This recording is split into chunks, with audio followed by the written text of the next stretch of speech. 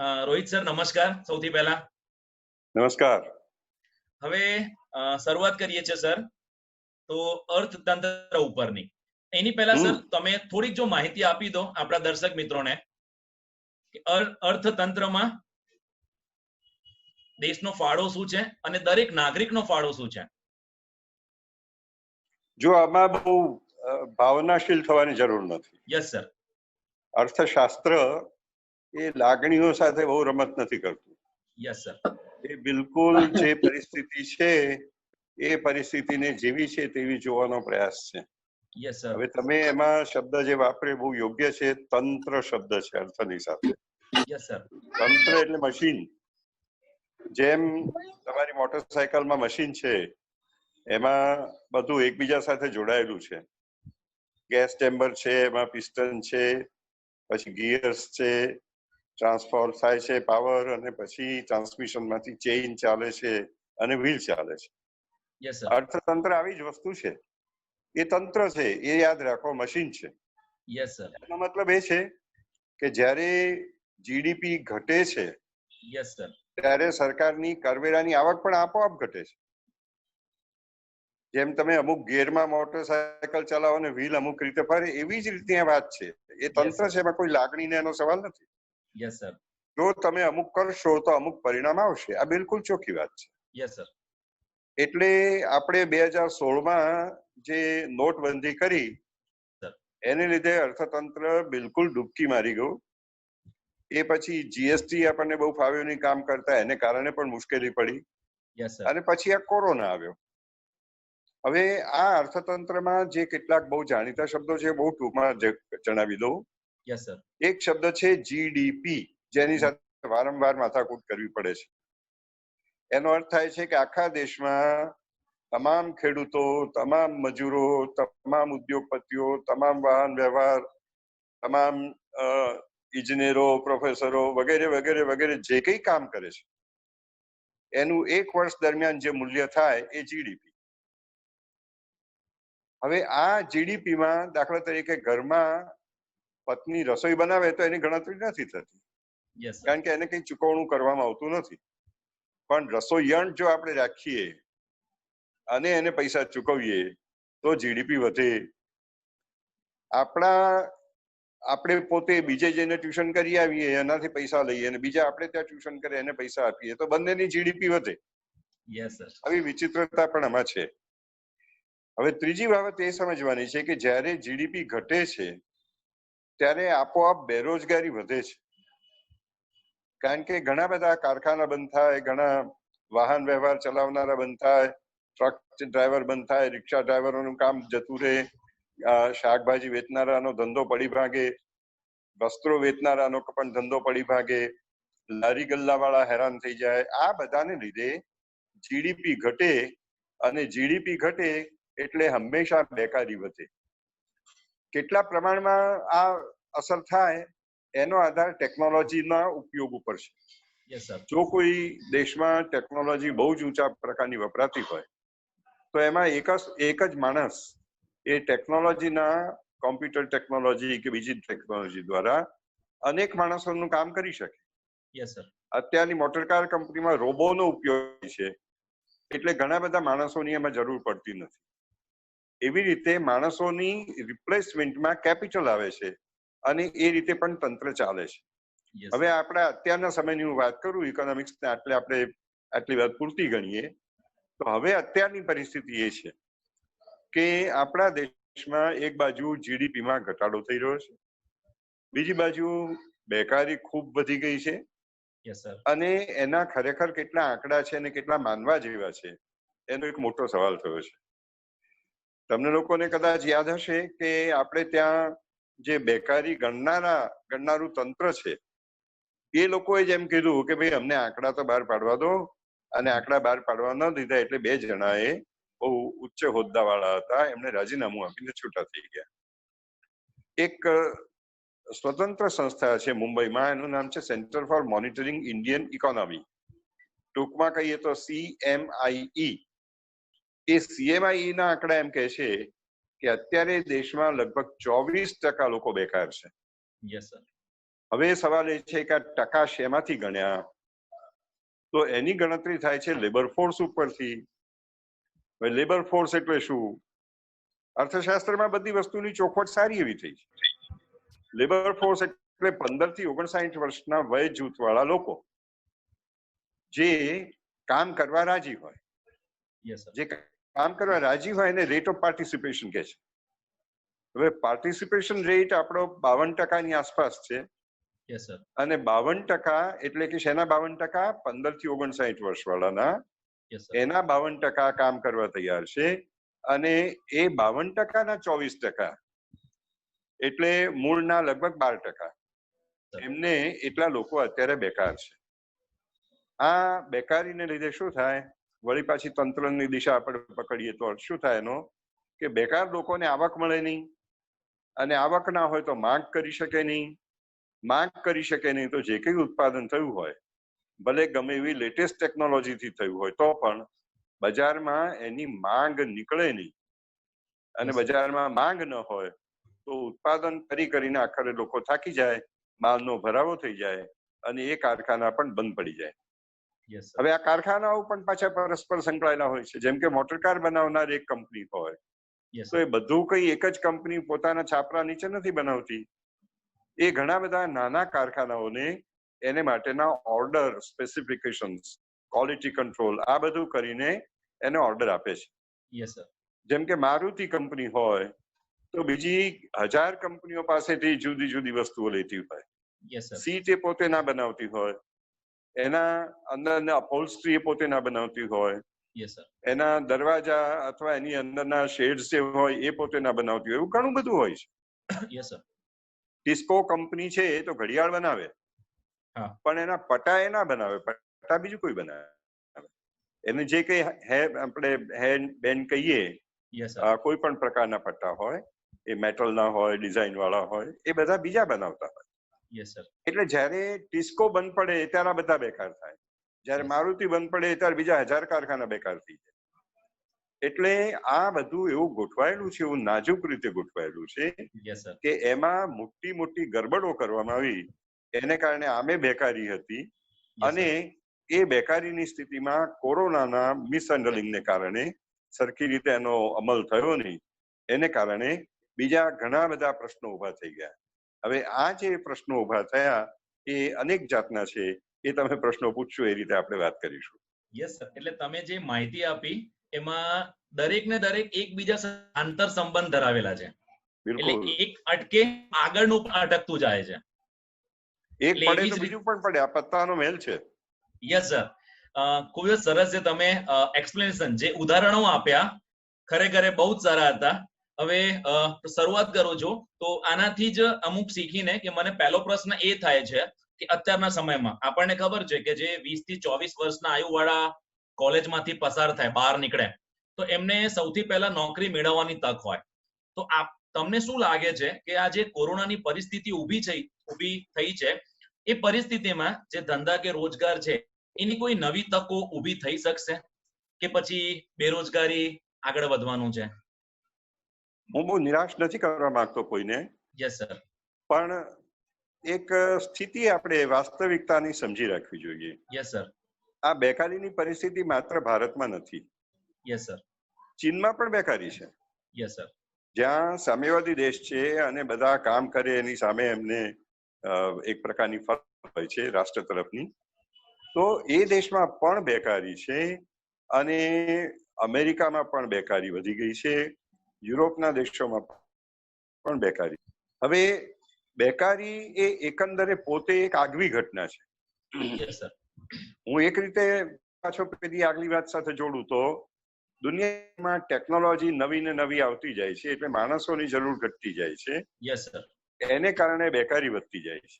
Yes sir. હવે સામે માંગ તો ઊભી કરવી છે. મેં જે અગાઉ જણાવ્યું તેમ કે જ્યાં સુધી રોજગારી ના હોય ત્યાં સુધી આવક ના મળે, આવક ના હોય તો માંગ ક્યાંથી કરો?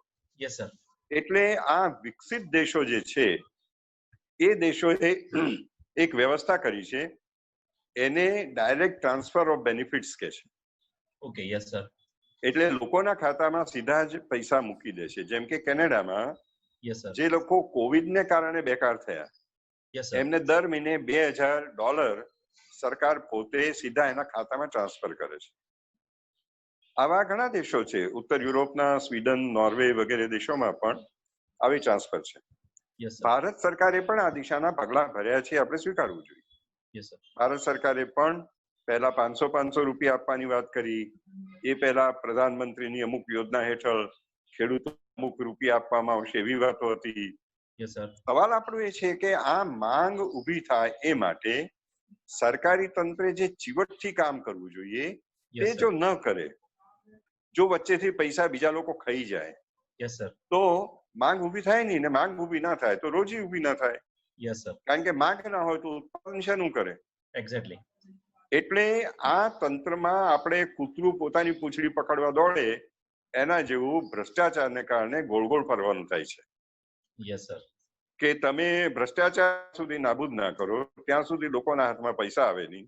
ભલે સરકાર મોટી યોજના જાહેર કરે, પણ એ યોજનાના નાણાં જો લોકોના ખિસ્સામાં ના પહોંચે તો લોકો ખરીદી ન કરી શકે, અને ખરીદી ના કરે તો પાછા આપણે હતા ત્યાં ને ત્યાં આવીને ઉભા રહીએ.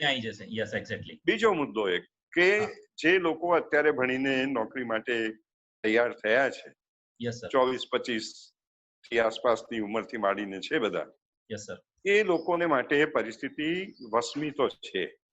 આમે એકંદરે આર્થિક પરિસ્થિતિ અને ટેકનોલોજીને કારણે હતી, પણ હવે કોવિડને કારણે ઓર ખરાબ થઈ છે. એમાં જે લોકડાઉન નાખવામાં આવ્યા એ લોકડાઉન ભલે સરકાર એમ કે આ ન હોત તો રોગ વધી ગયો હોત, પણ એ બહુ ડાઉટફુલ ઘટનાઓ છે. લોકડાઉન અચાનક નાખવામાં આવ્યું એટલે દાખલા તરીકે ટ્રક ડ્રાઈવર જ્યાં હતા ત્યાંના ત્યાં ફસાઈ ગયા. એક્ઝેક્ટલી. આવા ઘણા લોકો જ્યાં હતા ત્યાંના ત્યાં ફસાઈ ગયા. સરકારે કોઈને ખસવાની એક મિનિટની પણ તક ના આપી.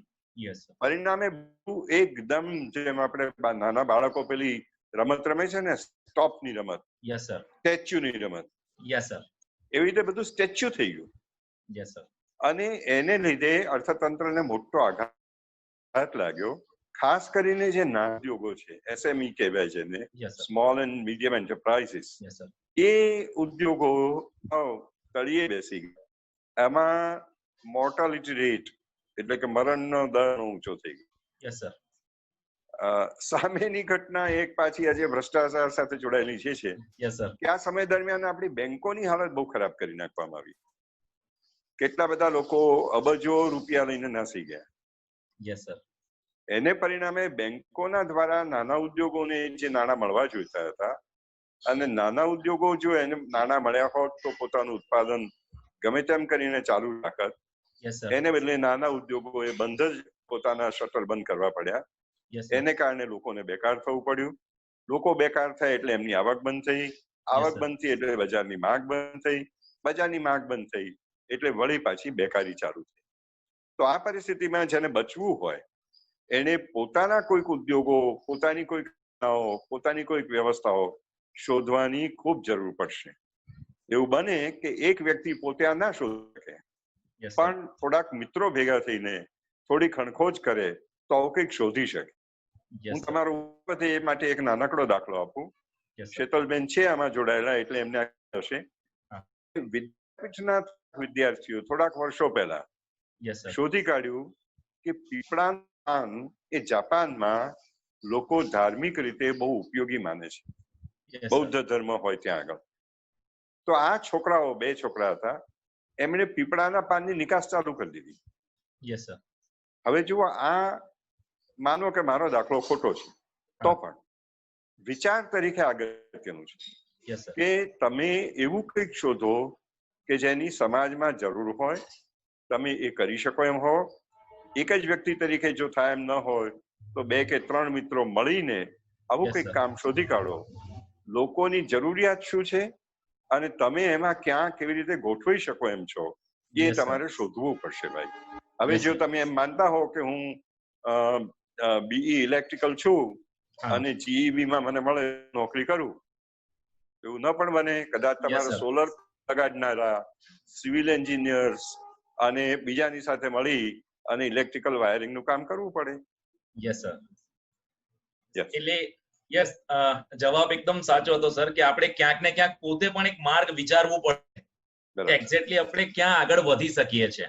અને એમાં એક ખાસ એ છે કે અત્યારનો સમય એવું છે કે હું એક પોઝિટિવ વાત કહું છું કે અત્યારના સમયમાં તમને પોતાની ખૂબી ખબર પડે છે કે આપણે ક્યાં આગળ જઈ શકીએ છીએ અને આપણી અંદર શું શક્તિઓ છુપાયેલી છે એક્ઝેક્ટલી.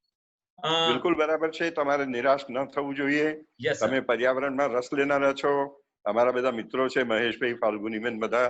તો પર્યાવરણની દિશામાંથી પણ તમે કંઈક શોધી કાઢી શકશો. પ્રયાસ કરો.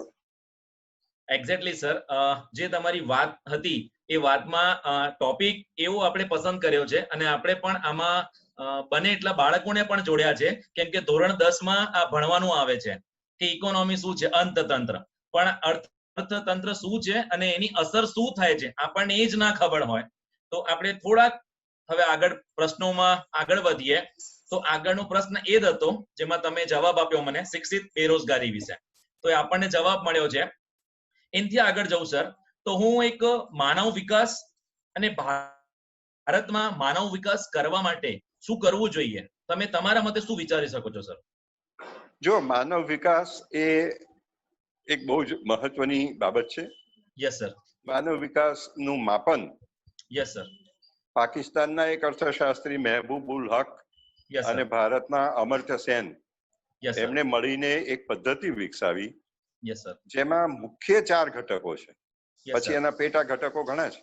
Yes sir. આ 4 ઘટકો એટલે શિશુ મૃત્યુ દરમાં ઘટાડો. Yes sir. શિશુ મૃત્યુ દરનું આપણે ઇંગ્લિશ કરીએ છીએ IMR, infant mortality rate. Yes sir. બીજું શિક્ષણનો દર. Yes sir. ત્રીજું સરાસરી જીવન, કેટલું આયુષ્ય છે. Yes sir. લાઈફ એક્સપેક્ટન્સી એટલે જીવનની અપેક્ષા. અને ચોથું સરાસરી માથાદીઠ આવક. Yes sir.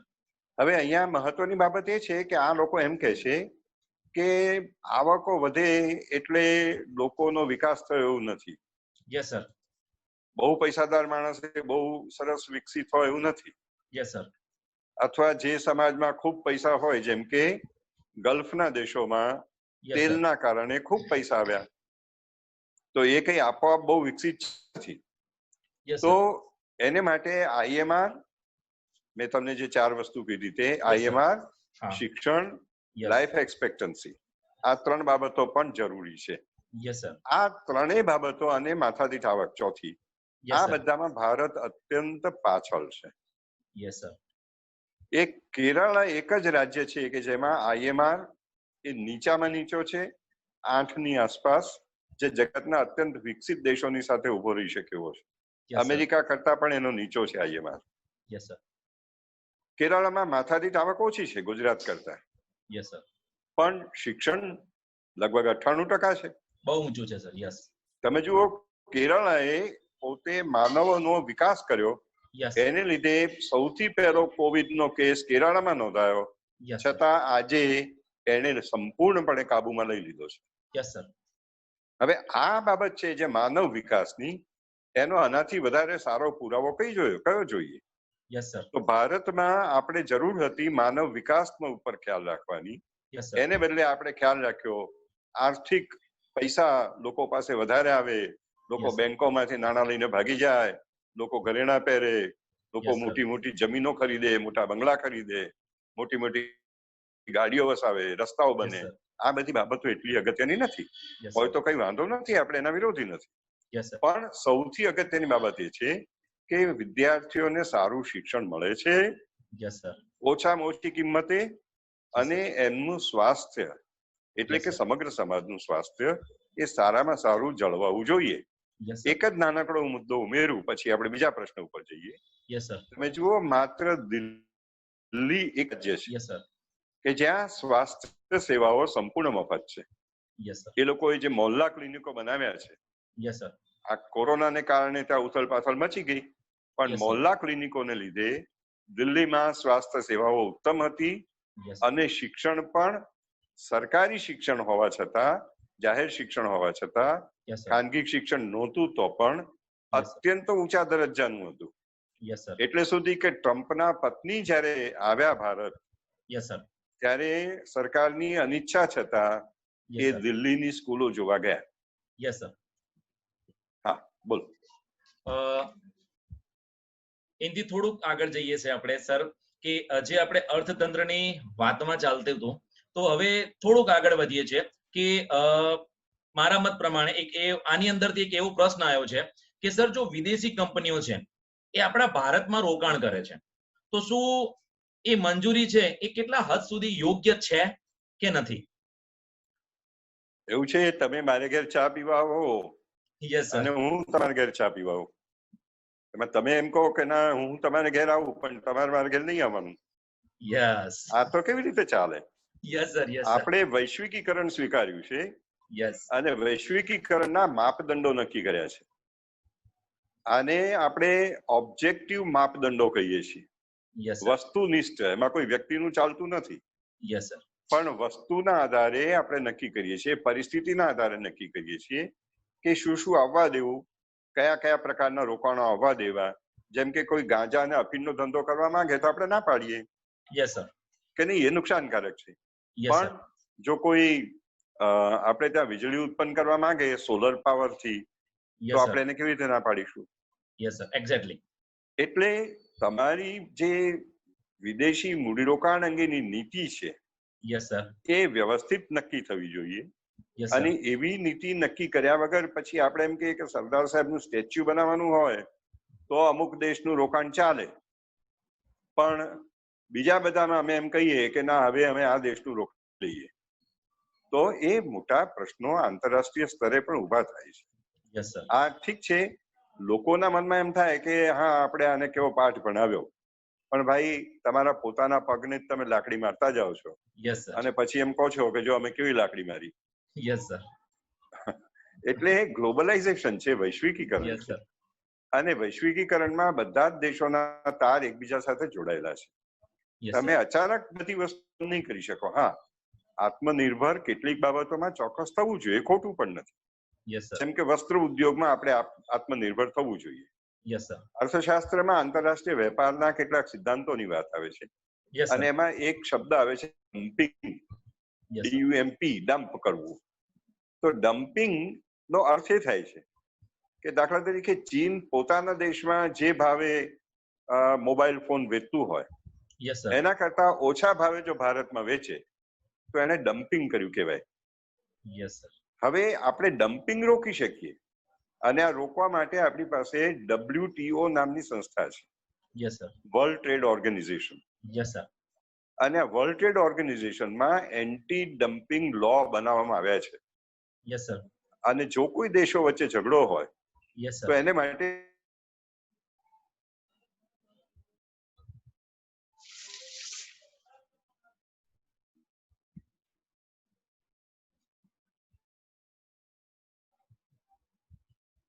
થોડુંક નેટવર્ક યસ સર, કદાચ એવું બની શકે કે થોડુંક નેટવર્કના ઇશ્યુના કારણે કદાચ ક્યાંક સ્ટોપ થઈ જાય, તો માફી ચાહીશ. અને આપણે આગળ વધીએ છીએ કે સરે જેમ આપણને આટલું સરસ જ્ઞાન આપ્યું છે, તો એ જ્ઞાનનો આપણે ક્યાં ઉપયોગ કરવાનો છે એ આપણને ખબર હોવી જોઈએ. હવે એનાથી આગળ વધીએ છીએ, એના એવા જેવો પ્રશ્નો છે કે અત્યારનો જે સમય છે કે લોકડાઉન, આપણે અર્થતંત્ર ઉપરની વાત ચાલતી હતી, તો અર્થતંત્રમાં એનાથી થોડુંક એક સ્ટેપ આગળ જઈએ કે આપણે હેલ્થ વિશે વિચારીએ કે ક્યાંક ને ક્યાંક અર્થતંત્ર, હેલ્થ અને એન્વાયરમેન્ટ, આ પર્યાવરણ ત્રણના મુદ્દાઓ છે જે એકબીજા સાથે ક્યાંક ને ક્યાંક આંતર સંબંધ ફાળવે છે. કેમ કે સરસ આપણને એવા ઉદાહરણો આપ્યા કે એક સ્ટોપ થાય તો એની અસર કઈ રીતે આગળ સતત વધતી જાય છે. તો આપણે એ પણ જોયું છે. તો એક પ્રશ્ન એવો છે સર કે આપણને ખબર છે કે અત્યારે જે કોરોનાની સિચ્યુએશન આવી એમાં હેલ્થને એક રિલેટેડ પ્રશ્ન કરું છું કે એક જ વસ્તુ મેં ન્યૂઝમાં સાંભળી છે કે હોસ્પિટલ્સમાં આપણા બેડ અવેલેબલ્સ નથી. આપણી પાસે ડોક્ટર્સ છે, ટીમ છે, બહુ બધું છે, પણ આપણી પાસે બેડ્સ નથી. તો આપણે ક્યાંક ને ક્યાંક તમને એવું લાગે છે કે એ હોસ્પિટલ્સનું ઇન્ફ્રાસ્ટ્રક્ચરમાં કંઈક બદલાવ કરવો જોઈએ? ભાઈ આમાં પહેલું વાત એ છે, આપણી ગુજરાતીમાં સારી કહેવત છે કે ખાટલે મોટી ખોડ કે એને એક પાયો જ નથી. Yes sir. હવે પાયા વગરનો ખાટલો હોય શું કરીએ? Yes sir. અત્યારે આપણે જાગ્યા ત્યારે હેલ્થ સેક્ટર પાછળ પહેલેથી આપણે હ્યુમન ડેવલપમેન્ટ માટે થઈને, માનવ વિકાસ માટે થઈને યસ સર. પહેલેથી બજેટમાંથી વધારે ખર્ચ કેમ ના કર્યો? Yes sir. અત્યારે આ મીટિંગમાં આપણી સાથે છે બધા પોતાનું આત્મનિરીક્ષણ કરે તો સમજાશે યસ સર. કે એમના કુટુંબની આવકનો મોટો ભાગ બે બાબતોમાં જાય છે, શિક્ષણ અને માંદગી. Yes sir. તો શિક્ષણ અને માંદગી આ બેને જો તમે સરકાર દ્વારા ટેકો આપો, સરકાર એમાં વધારે ખર્ચ કરે તો બધાની પાસે પૈસા વધારે રહે તો માનવ વિકાસ કેટલો થાય?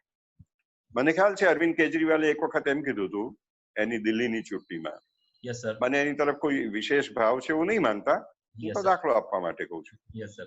એને એમ કીધું હતું કે મેં દિલ્હી વાસીઓના કુટુંબ દીઠ આવકમાં 6,000 વધારો કર્યો છે દર મહિને. Yes sir. અને આ કેવી રીતે વધાર્યો છે કે પાણીનો ખર્ચો ઓછો કર્યો, વીજળીનો ઓછો કર્યો, શિક્ષણનો ઓછો કર્યો અને માંદગીમાં પણ ખર્ચો ઓછો કર્યો. Yes sir. તો આ ખર્ચા ઓછા કરવા અને સારી સગવડો આપવી એ સરકારની ફરજ છે. કેનેડામાં એટલે સુધી છે કે કોઈ પણ પ્રકારની માંદગી હોય સારવાર સંપૂર્ણ મફત છે, એક પૈસો ખર્ચવાનો હોતો નથી અને શાળાનું શિક્ષણ 12મા ધોરણ સુધી સંપૂર્ણ મફત છે. એટલે આવા દેશોમાં જયારે આપણે જોઈએ છીએ ત્યારે આપણને એમ થાય છે કે આપણે શા માટે શિક્ષણ અને સ્વાસ્થ્ય પાછળ પૂરતી રકમ નથી કરતા. કોવિડનો જે પ્રશ્ન સ્પેસિફિકલી ઉભો થયો છે એમાં અચાનક આપણે પથારીઓની સંખ્યા વધારવી પડી છે. આપણા ડોક્ટર્સ અને પેરામેડિકલ સ્ટાફ એ અદ્ભુત કામ કરે છે. આપણામાંથી જેમને પણ એમની સાથે સંપર્ક હોય એમને આપણે સૌના સાથે પહોંચાડવા જોઈએ. Yes sir. Yes sir. પણ એ લોકોની કામગીરી બહુ જ વિટમણા ભરીને મુશ્કેલ છે. Yes sir. હવે આવા લોકો કેટલી મુશ્કેલીઓ વેઠીને આ કામ કરે છે અને આ પ્રશ્ન વળી પાછો માત્ર ભારતનો નથી. Yes sir. દુનિયાના લગભગ બધા દેશોમાં પરિસ્થિતિ છે.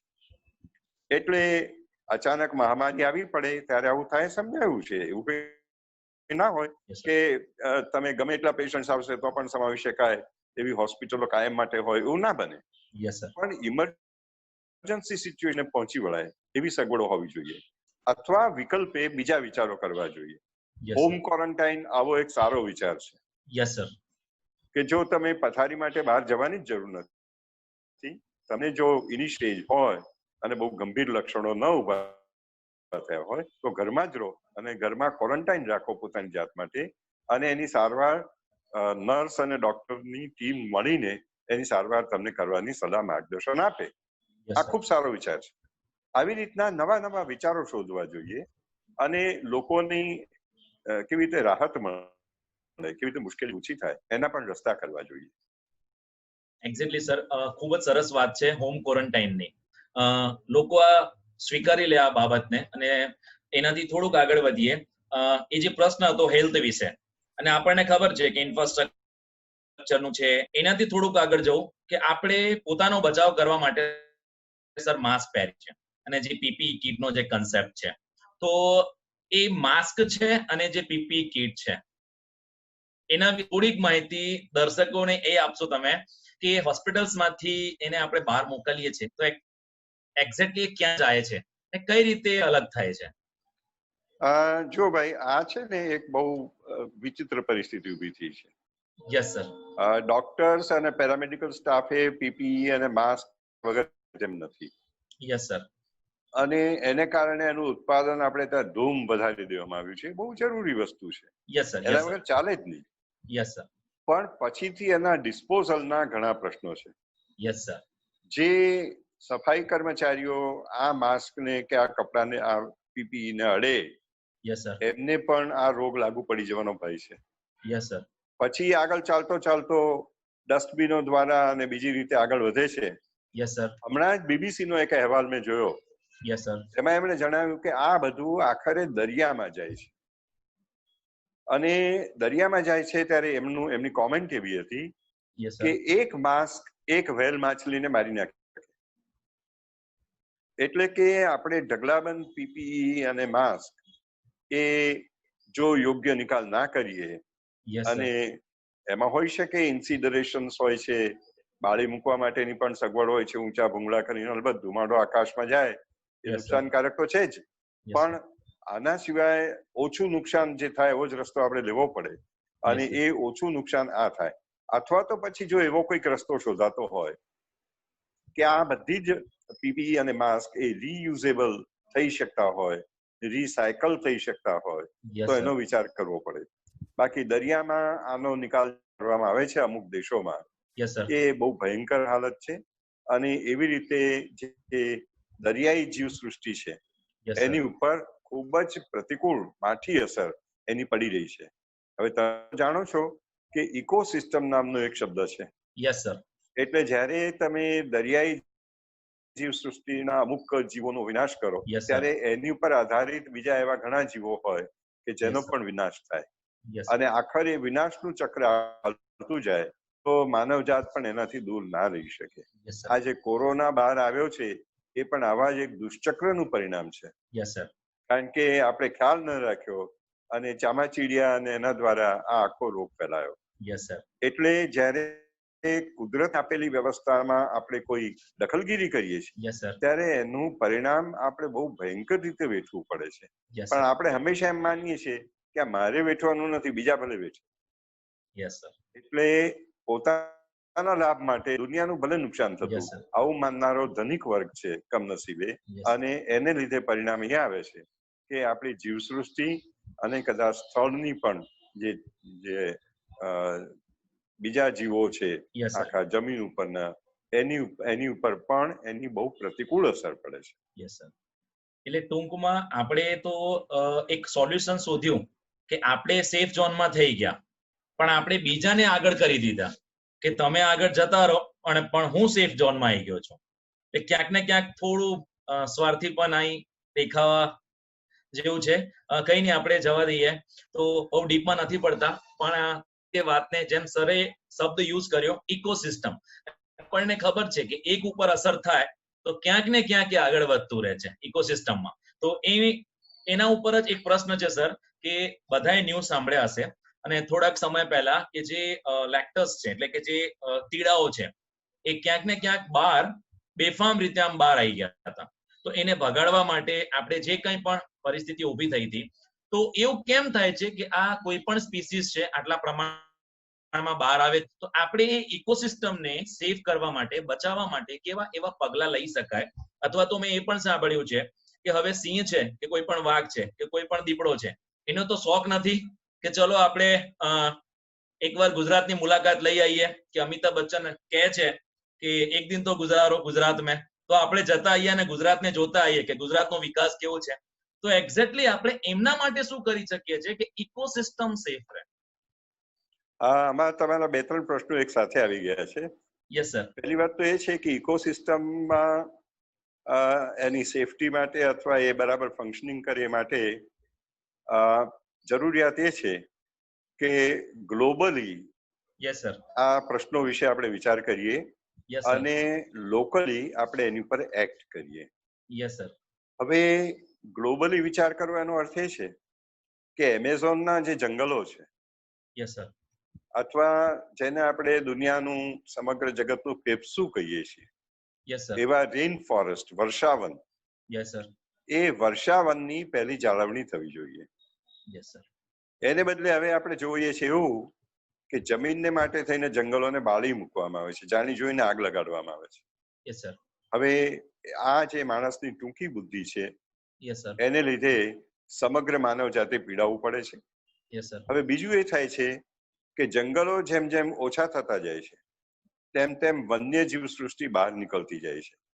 આપણે ત્યાં સિંહ, દીપડા આ બધા હવે ગીરના જંગલમાંથી બહાર આવે છે.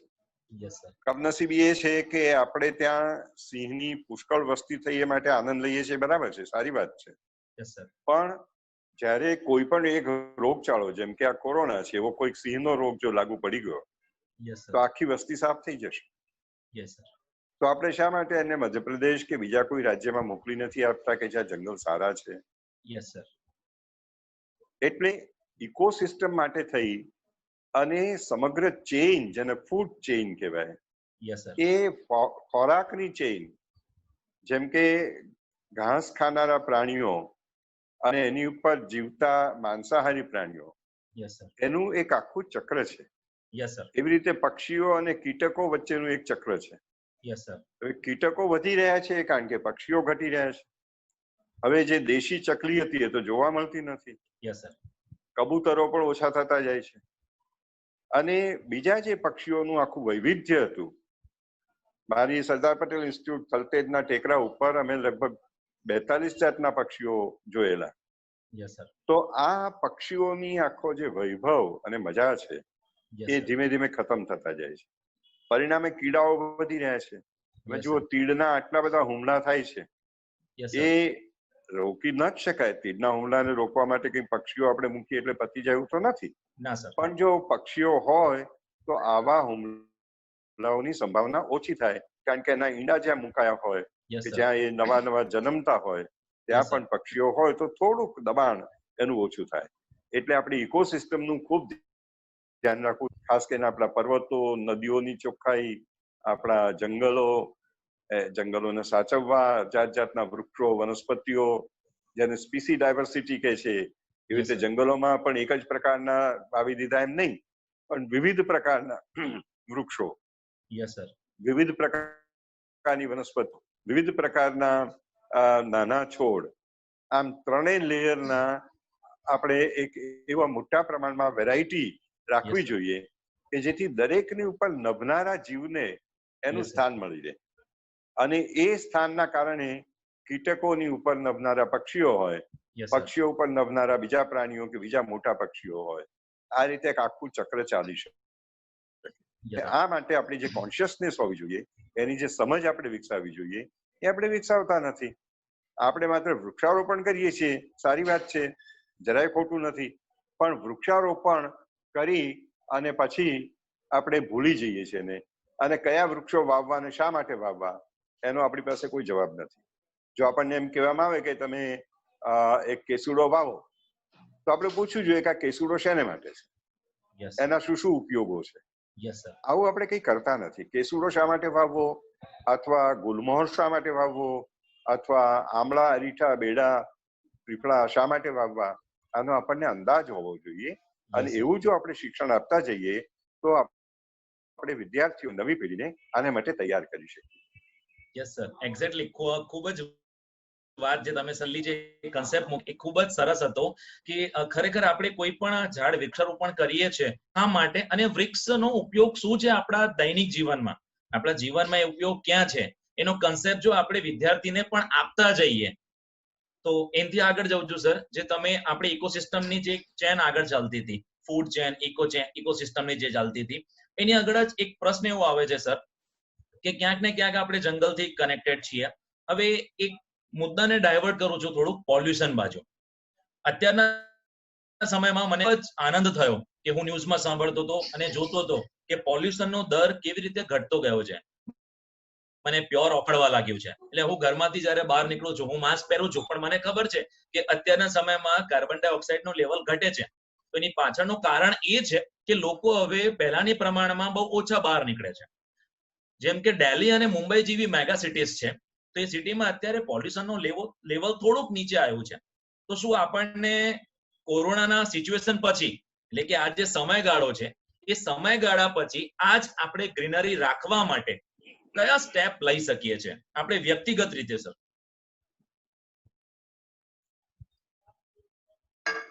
એને માટે સારો રસ્તો, યસ સર, એ કાર્બન ઉત્સર્જન કરનારા જે આપણા કારખાના છે, યસ સર, અથવા એવી જે ઔદ્યોગિક વ્યવસ્થા છે, યસ સર, એની ઉપર અંકુશ મૂકો. સૌથી પહેલો તે છે.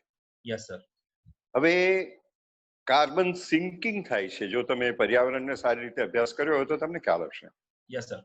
કે દર વર્ષે જે કાર્બન ઉભો થતો હોય એના અમુક ટકા જુદા જુદા જળ સ્ત્રોતોની અંદર ડૂબી જતો હોય છે, સિંકિંગ થઈ જતું હોય છે. બધો કાર્બન હવામાં રહે અને ગ્રીન હાઉસ ગેસીસ બધા જ બને એવું નથી હોતું. કુદરત પોતે પોતાનો રસ્તો કરી લે છે. હવે સવાલ એ છે કે ઉદ્યોગોના ઉત્પાદનમાં જે એક બાજુ કાર્બન ઉભો થાય છે અને બીજી બાજુ બીજા અનેક પ્રકારના ઝેરી પોલ્યુશન ઉભા થાય છે, એને રોકવાનું કામ સરકારનું છે. સરકાર ત્યાં કામ કરવાને બદલે ઘણી વખત એવું જોવા મળે છે કે આ બધા ઇન્સ્પેક્ટર્સ, આને માટેનું તંત્ર હોય ને એના ઇન્સ્પેક્ટર્સ હોય, એ કારખાનાઓની મુલાકાતે જાય ખરા, પણ પોલ્યુશન કરવા દેવા માટેના પૈસા લઈને પાછા આવે. Yes sir. આવી રીતે દાખલા તરીકે common treatment plant, effluent treatment plant, એ કારખાનાઓની જે આખા સમૂહો હોય એ ઇન્ડિવિજ્યુઅલ ભલે ન બનાવે, નાના એકમો હોય તો, પણ એક કોમન પ્લાન્ટ હોય અને એ પ્લાન્ટ બરાબર ચાલવો જ જોઈએ અને તો જ એનું પાણી નદીમાં છોડી શકાય. આવી વ્યવસ્થા કરવાને બદલે જેને જેમ ફાવે એમ બધું નદીમાં પાણી પ્રદૂષિત કરે છે. અને વડોદરા નજીકના પાદરા તાલુકાની આજુબાજુનો વિસ્તાર જો આપણે જોઈએ તો એ તો અત્યંત પ્રદૂષિત થઈ ગયો છે. અને અહીંયા અમદાવાદની આજુબાજુ પણ ફતેવાડી કેનાલ ને બીજા વિસ્તારોમાં પાણી બહુ જ પ્રદૂષિત છે. મુશ્કેલી બીજી એ છે કે આ પ્રદૂષિત પાણીની અંદર હવે કોવિડના જંતુઓ પણ ઉમેરાયા છે અને એ આખું રિસાયકલ થતા થતા એવી રીતે ભયાનક પરિસ્થિતિ ઉભી કરે છે કે જેની આપણને કોઈ કલ્પના નથી અને કેવી રીતે કાબુમાં લઈશું એ સવાલ છે. હવે લોકડાઉનના કારણે આપણને પ્રદૂષણ સુધર્યું એટલે ઓછું થયું અને હવાની ક્વોલિટી સુધરી એવી લાગી, એ વાત સાચી. પણ લોકડાઉન કેટલો વખત આપણે રાખીએ? વારંવાર તો લોકડાઉન કરી નહીં શકીએ કારણ કે લોકડાઉન એક ખર્ચાળ વસ્તુ છે. એની ભારે કિંમત આપણે ચૂકવવી પડે છે, બેકારી થાય છે, લોકોના કામ ધંધા બંધ થઈ જાય છે, આવકો બંધ થઈ જાય છે. આજે ભારતભરમાં એટલા બધા લોકો બેકાર થઈ ગયા છે પોતાના કામ ધંધામાંથી કે મને ભય છે કે ક્યાંક આપઘાતનો દર વધી ના જાય. આપણે લોકોને દિલાસો બહુ જ આપવાની જરૂર છે કે ભાઈ હિંમત રાખો અને કોઈક નવો રસ્તો આપણે શોધતા રહીએ. પણ આપણે લોકડાઉન કરીને પ્રદૂષણને ઘટાડવાનો ઉપાય કરીશું તો એ બરાબર નથી. આ એનો આકસ્મિક લાભ છે જરૂર, પણ આર્થિક પરિસ્થિતિ તો પાછી ચાલુ કરવી જ પડે અને આર્થિક પરિસ્થિતિ પાછી જયારે ધમધમતી થાય ત્યારે પ્રદૂષણ ઓછું રહે, નદીઓ વધારે શુદ્ધ રહે, દરિયા વધારે ચોખ્ખા રહે એવું આપણે કરવું પડશે. આ વાત પણ માત્ર ભારત માટે છે એવું ના માનતા, ઇટાલીની અંદર પણ એવું જ જોવા મળ્યું છે કે લોકડાઉનના કારણે ત્યાં ડોલ્ફિન માછલી એ વધારે નજીકના કાંઠાઓ સુધી તરતી દેખાઈ છે. એટલે આવા ઘણા બધા પરિણામો એમાં છે, પણ માણસે પોતાની જે કામગીરી છે એ બહુ જવાબદારી પૂર્વક કરવી જોઈએ અને પોતે આ ધરતીનો માલિક છે એવું માનવાને બદલે બીજા બધા ઘણા માલિકો છે અને બધાની સાથે પોતે ભાગીદારી કરવાની છે જીવવા માટે, એવું સમજવું જોઈએ. એક્ઝેક્ટલી સર, ખૂબ જ સરસ તમે જે મૂકી છે કે લોકડાઉન છે ટૂંકા સમય માટે સારું છે, પણ લાંબા સમય આપણે ક્યાંક એને વિચારીએ તો ક્યાંક ને ક્યાંક થોડુંક નેગેટિવ પરિણામ આપણને જોવા મળે છે. અને લોકોને જે તમે મોટિવેટ કર્યું છે કે અત્યારના સમયમાં સોલ્યુશન કઈ રીતે શોધી શકાય, જે બેરોજગારી ઊભી થશે તો એના માટે આપણે કયા વે ફાઇન્ડ કરી શકાય છે. એક એવો પ્રશ્ન છે સર કે જ્યારે આપણે ટોપિક ઉપર ડિસ્કશન કરવાનું હતું તો મેં અમુક લોકો સાથે ડિસ્કશન કર્યું હતું કે આ ટોપિકમાં શું રાખવું જોઈએ, કઈ રીતે પ્રશ્નો હોવા જોઈએ. એમાં મને કોઈ એક પ્રશ્ન કર્યો હતો, એ પ્રશ્ન તમારી સમક્ષ મૂકું છું. એક પ્રશ્ન એવો હતો કે આપણને ખબર છે મેઇન કોરોનાથી બચવા માટે આપણો ઇમ્યુનિટી પાવરફુલ હોવો જોઈએ. આઈ એગ્રી, હું માનું છું. હવે ઇમ્યુનિટી પાવરફુલ કઈ રીતે થાય કે આપણને એવો ખોરાક મળે, એવા પોષક તત્વો વાળો ખોરાક મળે. અને મેં ક્યાંક એવું બુક્સમાં વાંચ્યું છે કે આપણે જે પોપ્યુલેશન લાઈફ સ્ટોક છે, જે એનિમલ હસબેન્ડરી હોય, મત્સ્ય ઉદ્યોગ હોય, ઇન્ડિયા અને ચાઇના પાસે ઓલમોસ્ટ 70% છે, પણ ઇન્ડિયા એનો 25% જ ઉપયોગ કરે છે. તો શું એવું કંઈક થઈ શકે કે આપણને જે અનાજ જે મળે છે એ પહેલાથી જ એટલા પોષક તત્વો ઉમેરીને મળે કે આપણો ઇમ્યુનિટી જે સિસ્ટમ છે એ ઓટોમેટિક પાવરફુલ થઈ જાય?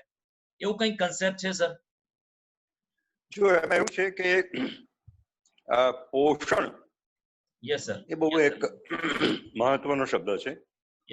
ગુજરાતના જ આંકડા લઈએ તો લગભગ 45% બાળકો કુપોષિત છે.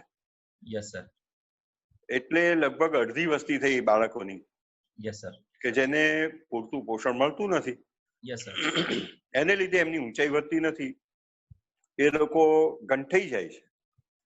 શરીર એમના સ્ફૂર્તિલા અને મજબૂત હોતા નથી. પણ આ પોષણ એટલે શું? આવે છે બે રીતે. એક તો આપણે કહીએ છીએ કે જુદા જુદા ખોરાકમાંથી આપણને જે કેલરી મળે એક માપ છે. બીજું એના આંતર ઘટકો છે, જેમ કે પ્રોટીન, વિટામિન, કાર્બોહાઈડ્રેટ્સ, આ બધા અંદરના ઘટકો છે. તો અનાજોમાંથી કે માંસાહારમાંથી આપણને આ અલગ અલગ રીતે જુદી જુદી વસ્તુમાંથી અલગ અલગ રીતે મળે. ધાણા જીરુંની અંદરથી પણ આપણને કંઈક તો પોષણ મળે, મરચામાંથી પણ પોષણ મળે. એટલે પોષણ માટેના જે માપ છે ICMR બધા નક્કી કરેલા છે. અને એક પુખ્ત ઉંમરની વ્યક્તિને જે નોર્મલ એક્ટિવિટી કરતા હોય એને લગભગ 2200 જેવી કેલરી રોજ મળી રહે તો બાકીનું બધું પોષણ આવી જશે એવું માને છે. એટલે પ્રોટીન વિટામિન્સ બધું એમાં આવી જશે જો 2200 કેલરી એ ખાઈ શકે તો. કારણ કે માત્ર કઈ પાકવાનો નથી. 2200 કેલરી માત્ર ખાંડ ફાંકીને ભેગી થોડી કરશે. એ દૂધ પણ પીશે ને કદાચ ઈંડા ખાશે, રોટલી ખાશે, દાળ ભાત શાક, દાળની અંદરથી પ્રોટીન મળશે. આમ એક ડાયટમાંથી આ બધું જો 2200 કેલરી સુધીનો ખોરાક મળે તો મળી શકે. હવે આટલી કેલરી આપણને નથી મળતી એના કારણો અનેક. એક કારણ તો એ છે કે લોકોની પાસે અનાજ ખરીદવાના પૈસા નથી કારણ કે એમની પાસે રોજી નથી. હવે સરકારે આગલી જે સરકાર હતી 2014 પહેલા એમણે એક સારી યોજના કરી. એ યોજના હતી ફૂડ સિક્યોરિટીની કે દરેકને અનાજ તો મળશે જ, અમુક પ્રમાણમાં અમુક ભાવે પૂરતા જથ્થામાં ઘઉં, ચોખા, દાળ વગેરે આપવામાં આવે. પછીથી એનો અમલ 2014 પછીથી બહુ નબળો થઈ ગયો. એને પરિણામે એવું જોવા મળ્યું છે કે 2017-18 પછીથી ભારતનો એકંદર મૃત્યુ દર છે એ પણ વધ્યો છે.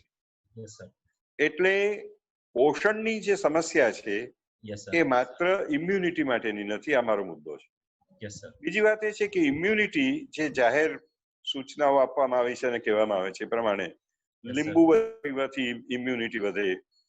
કોઈક આયુર્વેદના માણસો હોય તેમ કે આમળા ખાવાથી આ ફાયદો થઈ શકે. ઘણા એમ કહે છે કે ચ્યવનપ્રાશાવલે લેવું જોઈએ. પણ ભાઈ પૈસા કોની પાસે ચ્યવનપ્રાશાવલે ખરીદવાના? આ તમે કોની વાત કરો છો એ તો કહો.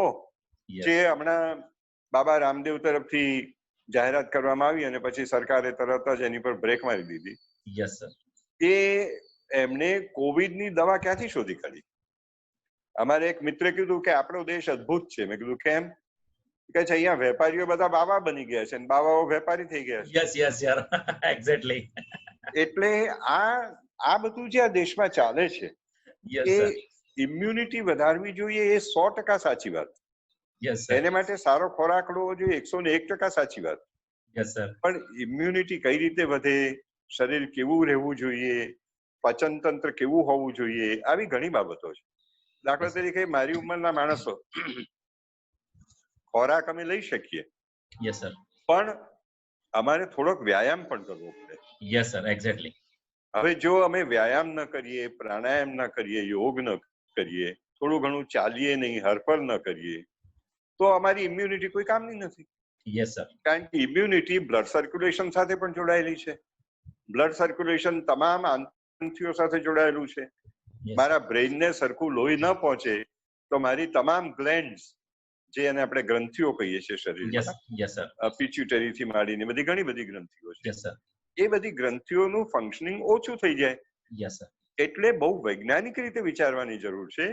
અને આમાં તમે જે ખોરાક લેતા હો એ ખોરાકમાં પોષક તત્વો હોય તે ધ્યાન રાખો, સ્વાદનું મહત્વ ઓછું કરી નાખો અને શરીરને સારા વ્યાયામમાં હરતું ફરતું રાખો. હવે ઉંમર ઉપર આધાર છે. હું જો 10 માઇલનું જોગિંગ કરવા નીકળું તો 4-5મા માઇલે તો હું પડી ગયો હોઉં. એટલે મારે માટેનો જે વ્યાયામ છે 25-30 મિનિટનો હળવો વ્યાયામ હોય. બીજા કોઈ તમારા જેવા યુવાનો હોય એને એ પ્રમાણે વ્યાયામ કરવો જોઈએ. મારા મુદ્દા આટલા છે કે પોષક આહાર લો, 2200 કેલરીની આસપાસ પહોંચી શકતો હોય એવો બધો વિવિધ પ્રકારનો આહાર લો, કસરત કરો, મનને પ્રફુલ્લિત રાખો. આ પણ ધ્યાન રાખો કે મનનો કાબુ શરીર ઉપર પુષ્કળ છે. જરૂર પડે તો તમે વિપસ્યના નામની બુદ્ધ ભગવાનની યોગની પ્રક્રિયા છે એ કરો. મનને પ્રફુલ્લિત, સંતોષમય, આનંદમય રાખો. ચિંતાઓ વગર કારણે કરવી એ ખોટું છે, એમાં પણ તમારું નુકસાન છે. એટલે આ બધું સમજવાની જરૂર છે અને એ સમજીને જો આપણે કરીએ તો આ ઇમ્યુનિટી ચ્યવનપ્રાશાવલે ખાવાથી આવે છે એવું આપણે નહીં બોલીએ. આપણે એનો હોલિસ્ટિક જેને કહીએ સંપૂર્ણતા વાળો એવો આપણે વિચાર કરીશું. આપણે રમતો રમીશું, આપણે આનંદ કરીશું, આપણે ગીતો ગાઈશું ઇમ્યુનિટી વધે એવું કોઈ માને? તમે સરસ મજાનો આનંદ કરો, ગીતો ગાઓ, ગપ્પા મારો, યસ સર, તો પણ તમારો આનંદ વધી શકે. અત્યારે આપણે આ વાત કરીએ છીએ તો મને પણ આનંદ છે, તમને પણ આનંદ છે. યસ સર, તો આપણા બધાની ઇમ્યુનિટી એની સાથે જ વધી રહી છે. અને ક્યાંક ને ક્યાંક આપણું મન એકદમ પ્રફુલ્લિત રહે છે, આનંદમય રહે છે, નવા નવા વિચારો આવે છે, એટલે નેગેટિવ થિંગ્સ નીકળતી જાય છે, one type of positive energy આપણી અંદર આવતી જાય છે. અને તમે જે વાત મૂકી છે જે રામદેવ બાબાની, કે મેં પણ ક્યાંક એવું સાંભળ્યું હતું કે કોઈ એક પ્રશ્ન કર્યો કે મારે આ કોરોનાની જે તમે મેડિસિન બહાર પાડો છો એ કઈ રીતે લેવાની, તો જવાબ આપ્યો કેશ થી. એટલે જસ્ટ ટાઈપ એક જોક હતો કે આપણે કેશ થી લઈ શકીએ છીએ. એક પ્રશ્ન સર મને મળ્યો છે, એક પ્રશ્ન કોઈએ મોકલ્યો છે, એ પ્રશ્ન એમનો મૂકું છું કે આપણને ખબર છે કે આપણા પાસે ભારતનું જે શિક્ષણ છે, જે ભણતર છે, એ પ્રાચીન સમયથી બહુ જ મહાન છે અને અત્યારે પણ બહુ જ સરસ છે, બહુ સારું છે. પરંતુ આજની સ્થિતિ જોતા સર, શું એ ભણતરમાં ક્યાંક ને ક્યાંક કોઈ ખામી જોવા મળે છે જેના કારણે શિક્ષિત બેરોજગારી ઉભી થઈ છે? એમાં તમે આપ શું વિચારો છો સર? જો સૌથી પહેલું વિધાન જે ભારતનું પ્રાચીન ભણતર સારું હતું, યસ સર, એ અંગે હું પ્રશ્ન ઉભો કરું છું. Yes sir. મારો પ્રશ્ન એ છે, કોણ ભણવા જતું હતું? યસ સર, દલિતના છોકરા જતા હતા, સ્ત્રીઓ જતી હતી, બ્રાહ્મણના છોકરા જતા હતા ભાઈ. Yes sir. આપણે 1921 ની આસપાસની વસ્તી ગણતરીના આંકડા જોઈએ સેન્સસના, યસ સર, તો ભારતની કુલ વસ્તીના માંડ 11% લોકો શિક્ષિત હતા અને 11%માં મોટો ભાગ બ્રાહ્મણ પુરુષો હતા. Yes sir. એટલે જો પહેલી વાત તો એ છે કે આ ઉપનિષદો ને આ તે બધું બહુ મહાન જ્ઞાન હતું, કબૂલ, યસ સર, હું એને નમન કરું છું 2 હાથ જોડીને, યસ સર, મને કોઈ વાંધો નથી. યસ સર, પણ એ મળતું તું કોને? આ પ્રશ્ન વિચારો. યસ સર, બીજો પ્રશ્ન એ થાય છે કે અત્યારનું ભણતર આપણું સારું છે અને પહેલાનું સારું હતું. યસ સર, જો એવું હતું તો આપણે વિજ્ઞાનમાં આટલા બધા પાછળ કેમ છે? Yes sir, exact. વિજ્ઞાનની શોધો આપણે હંમેશા એમ કહીએ છીએ કે અમારે ત્યાં બધું શોધાયેલું હતું. કેટલાક મિત્રો એમ કહે છે કે અમારે ત્યાં પહેલા વિમાનો પણ હતા. હવે મને પ્રશ્ન એમ થાય છે કે ભાઈ, ભગવાન શ્રી રામચંદ્ર લંકાથી અયોધ્યા વિમાનમાં આવ્યા એવું રામાયણમાં લખ્યું છે. Yes sir. હું નમન કરું છું ભગવાન રામને, સાષ્ટાંગ દંડવત કરું છું, એમાં કોઈ સવાલ નથી. Yes sir. પણ મને એક વિજ્ઞાન પ્રશ્ન થાય છે કે વિમાનનું રીફ્યુઅલ ક્યાં થયું હશે? Yes sir, exactly. એને નેવિગેશન કેવી રીતે થયું હશે? Yes sir. અને શ્રીલંકાથી અયોધ્યા સુધી એ કઈ ઊંચાઈએ ઉડ્યું હશે? Yes sir. આવા અનેક પ્રશ્નો વિજ્ઞાનને કારણે આપણા મનમાં ઉભા થાય છે. Yes sir. એવા પ્રશ્નો આપણે ઉભા કરવા જોઈએ સતત, દરેક વાતમાં. Yes sir. જો આપણું શિક્ષણ આટલું બધું સારું છે તો બિલ ગેટ્સ ભારતમાં કેમ ના પાક્યો? Yes sir. આવા અનેક પ્રશ્નો છે. આપણે ત્યાં દાખલા તરીકે 1966-67માં એક હરગોવિંદ ખુરાના નામના માણસ હતા. Yes sir. એ વિદેશ ભણવા ગયા હતા અને પાછા આવ્યા. Yes sir. ત્યારે તે સમયે સરકારની એવી યોજના હતી કે જે વિદેશમાં ભણીને પાછા આવે એને સરકાર તરફથી નોકરીની ઓફર થાય. Yes sir.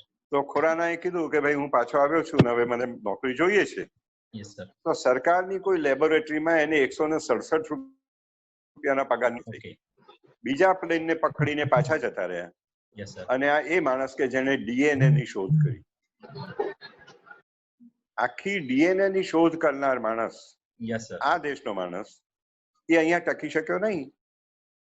એટલે બીજા વાત થાય છે કે આપણી સમાજની વ્યવસ્થા કેવી છે, આપણી અર્થકારણની વ્યવસ્થા કેવી છે કે જે અત્યંત મેધાવી બુદ્ધિશાળી હોય જતા રહે છે. તમે જુઓ, આઈઆઈટી છે આપણી આટલી બધી, ખૂબ ઉચ્ચ કક્ષાનું શિક્ષણ છે, હું કબૂલ કરું છું, બહુ જ સારું. પણ આઈઆઈટી ના છોકરા જેવા પાસ થાય તેવા અમેરિકા ભેગા થઈ જાય છે. Yes sir. એવું કેમ? અહીંયા કેમ નથી થતા? ડોક્ટર્સ માંથી ઘણા બધા પરદેશમાં ભણે છે અને પછી પરદેશમાં સેટલ થઈ જાય છે. Yes sir. તો આ દેશમાં એવું શું છે કે લોકો અહીં રહેવા જ નથી માંગતા? Yes sir. અને આપણે શિક્ષણની જે વાત કરીએ છીએ એ જો ખરેખર સારું હોય તો આપણે ત્યાં કેટલા બધા રાજ્યોમાં આજે પણ એવા પછાત વિસ્તારો છે કે જ્યાં શિક્ષણનું પ્રમાણ 25-30% વધારે નથી. Yes sir. ડાંગ જિલ્લાની અંદર જોઈએ તો શિક્ષણ બહુ ઓછું છે, આદિવાસી સ્ત્રીઓમાં બહુ ઓછું છે, શહેરો જે છે ત્યાં અને ઉચ્ચ વર્ગના લોકો છે એમને સારું શિક્ષણ મળે છે.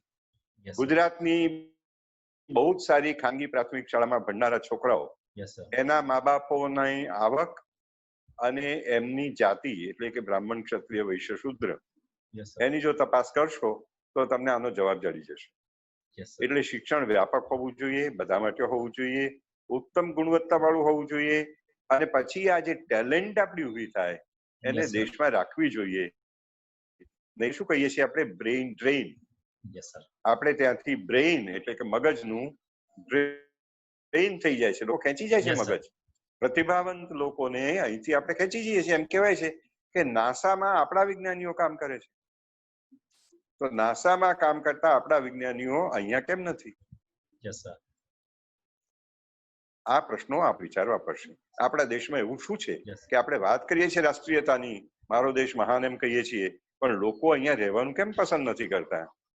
કોઈ એનઆરઆઈ આવે અને આ વાત કરે તો આપણે એમને તરત પકડીને પૂછવું જોઈએ કે ભાઈ તમારા પાસપોર્ટ બધું રદ કરીને અહીંયા રહેવા આવી જાઓ, બને તો કોઈ ગામડામાં જઈને મુકામ કરો અને ગામડાને ઊંચા લાવો.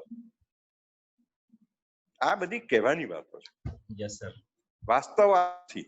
વાસ્તવ એ છે કે આપણા શિક્ષણની ગુણવત્તા આપણે ખૂબ સુધારવાની જરૂર છે. સરકાર ખરેખર શિક્ષણ પાછળ બહુ જ ઓછું ખર્ચ કરે છે અને લોકોને એમ કહે છે કે તમે ખાનગી નિશાળોમાં જાઓ અને પછી જે માંગે તે ફી ભરો. આ વાસ્તવિકતા આપણે સમજવી જોઈએ. ખોટા પ્રચાર જે મુદ્દા આપણને કહેવામાં આવે છે એનાથી દોરાઈ ના જવું જોઈએ. હંમેશા ધ્યાન રાખો, યુવાન તરીકે શંકાશીલ બનો અને પ્રશ્નો કરો. જો તમે બધું વાત સ્વીકારી લો છો કે હા આપણે એવા મહાન હતા, નામ હતું તેમ હતું, તો થઈ રહ્યું. મહાભારતમાં સંજય દ્રષ્ટિની વાત છે તો આપણે એમ કહીએ છીએ કે ત્યાં સંજય દ્રષ્ટિ એટલે સંજયે બધું જોયું અને પછી ધૃતરાષ્ટ્ર પાસે બધું વર્ણન કર્યું. મતલબ કે એ સમયે આપણે ત્યાં ટેલિવિઝનની શોધ થઈ ગઈ હતી. ભલા માણસ, તો એની ઓબી ક્યાં ઉભી હતી મહાભારતના રણમાં? એની ઓબીવાન હશે કે નહીં? અને તો પછી એ વખતે સેટેલાઇટ હશે કે નહીં? પેલા દિલ્હીમાં એને બધું દેખાય છે ટેલિવિઝન પર, તો ઓબીવાન અને સેટેલાઇટ વગર સિગ્નલ્સ ગયા કેવી રીતે, એને દેખાયું કેવી રીતે? આવા પ્રશ્નો કરો. તમને બધું જે કહેવામાં આવે છે એ ચપાચપ પેલી ભજીયાની ડીશ આવે ને આપણે જમી લઈએ એવું નહીં રાખો. થોડી મહેનત કરો, દિમાગ કરશો તો આ સમજાશે કે આ લોકો ખરેખર ખોટી વાત કરે છે અને આપણને છેતરે છે. ખૂબ જ સરસ વાત તમે મૂકી છે સર. જે ગુણવત્તાની વાત કરી છે એ ખૂબ જ સારી લાગી છે મને. આપણા જે ચર્ચા થયા અમુક પ્રશ્નો એવા હતા કે જે ક્યાંક ને ક્યાંક આપણા એવા પ્રશ્નો પણ વચ્ચે એવા લઈ લીધા આપણે એક બે પ્રશ્નો કે મને મેસેજ થ્રુ મળ્યા હતા, લોકોને મારી પાસે મેસેજ આવ્યો હતો. તો આ છેલ્લો પ્રશ્ન તો મારે અત્યારે આ આખો સંવાદ ટોપિકનો. હવે હું એવું કહેવા માંગીશ કે કોઈને પણ આની અંદરથી કોઈ પ્રશ્ન હોય એક બે, તો હું વધારે સમય નહીં લઉં, પણ હું રોહિત સરને રિક્વેસ્ટ કરીશ કે એક બે પ્રશ્ન હોય તો એ સરની પાસેથી હું થોડાક સમયમાં જવાબ મેળવી લઈશું આપણે. પછી આપણે આ સમગ્ર કાર્યક્રમનું પૂર્ણ વિરામ મૂકીએ છીએ. કોઈનો કોઈ પ્રશ્ન છે આની અંદર? હેલો. Yes sir.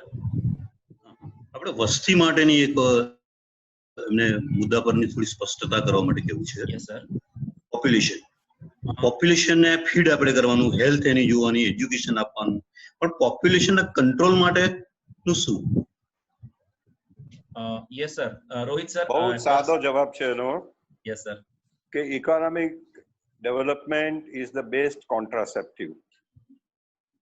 તમે મને કહો કે વસ્તી કયા પ્રકારના કુટુંબોમાં વધારે હોય છે? શહેરી મધ્યમ વર્ગની વસ્તી એના કુટુંબોની કેટલી હોય? 2 બાળક હોય છે.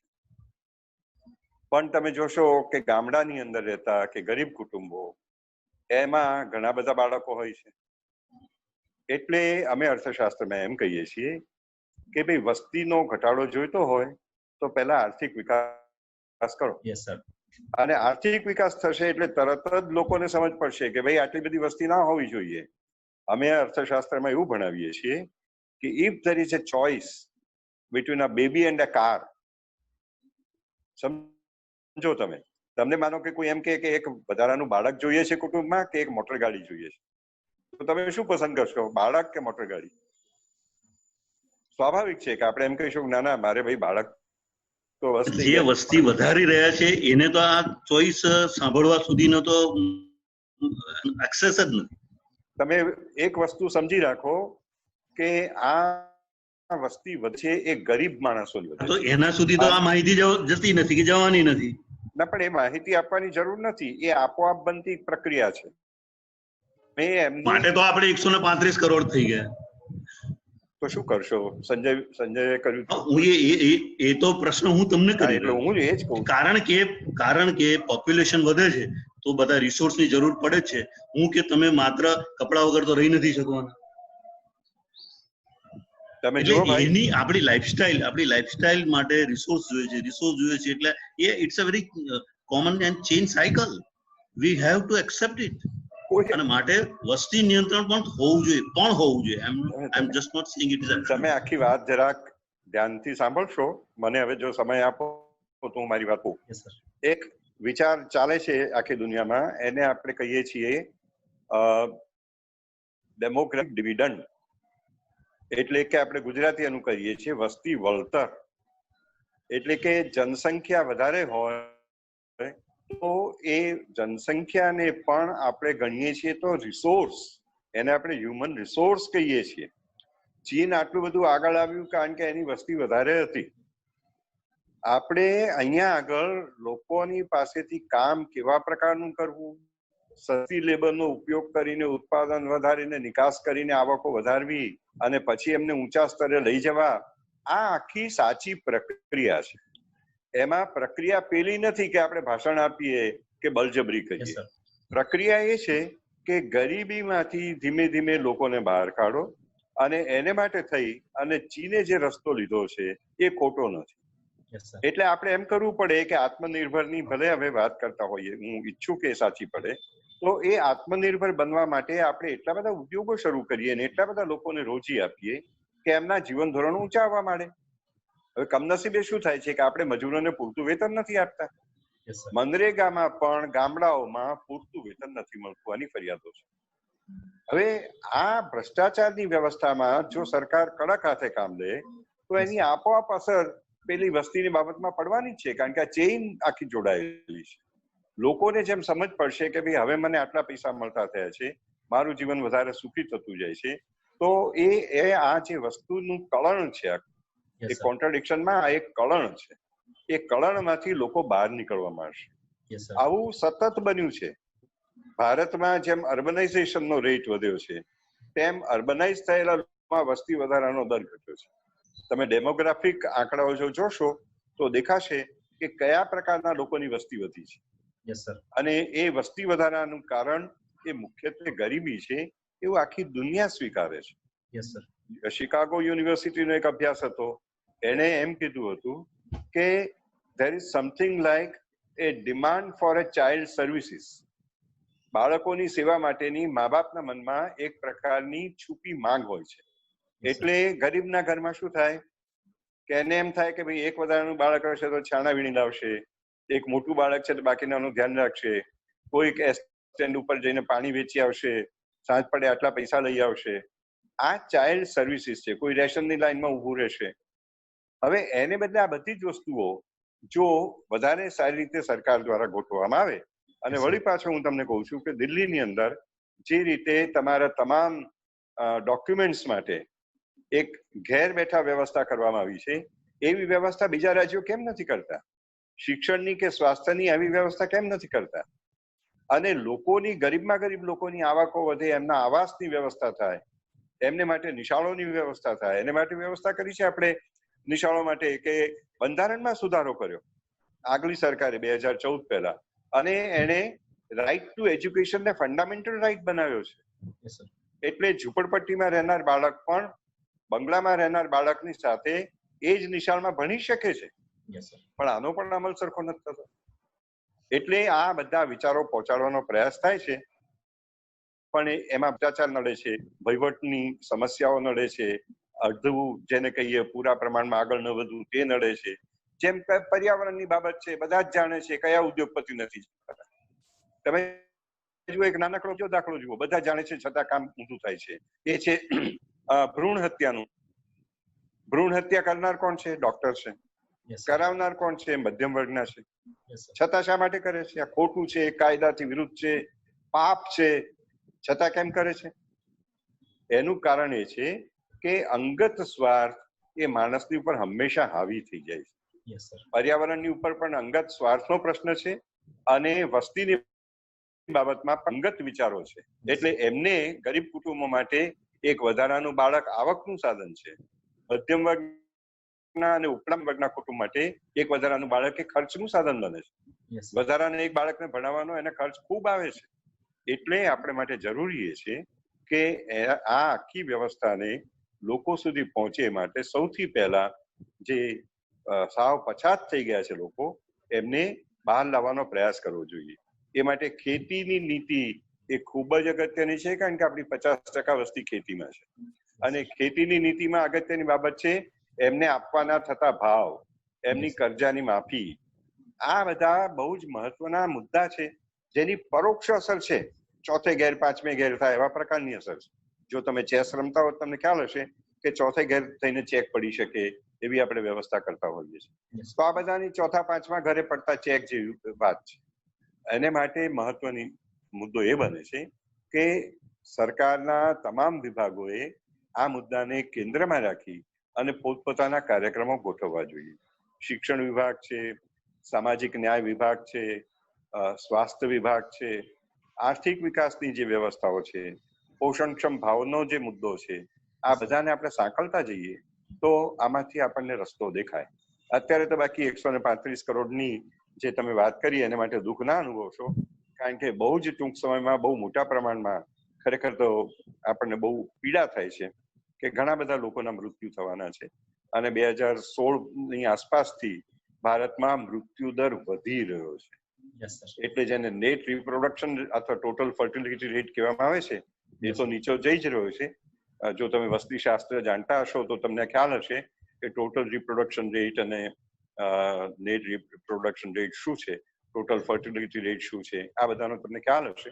તો એ બધું હું અત્યારે સમજાવવા નથી માંગતો, પણ એ બધાની અસર એ થઈ રહી છે કે વસ્તીમાં ઘટાડાની શરૂઆત થશે. 1921ની જે વસ્તી ગણતરી થઈ હતી એનું યાદ દેવડાવું. 1918માં બહુ જ મોટો વ્યાપક ફ્લૂ, જેને સ્પેનિશ ફ્લૂ કહેવામાં આવે છે, એવો બહુ જ ભયંકર મોટો ફ્લૂનો રોગચાળો થયો હતો. એમાં કરોડો માણસો મરી ગયા હતા. એને કારણે ભારતના વસ્તીના ઇતિહાસમાં 1921માં પહેલી વખત વસ્તીમાં ઘટાડો નોંધાયો અને 1921ની વસ્તી ગણતરીને ધ ગ્રેટ ડિવાઇડ કહેવાય છે. આપણે આશા રાખીએ કે 2021ની વસ્તી ગણતરી 100 વર્ષ પછી પેલા મુદ્દાને રિપીટ ના કરે. Thank you.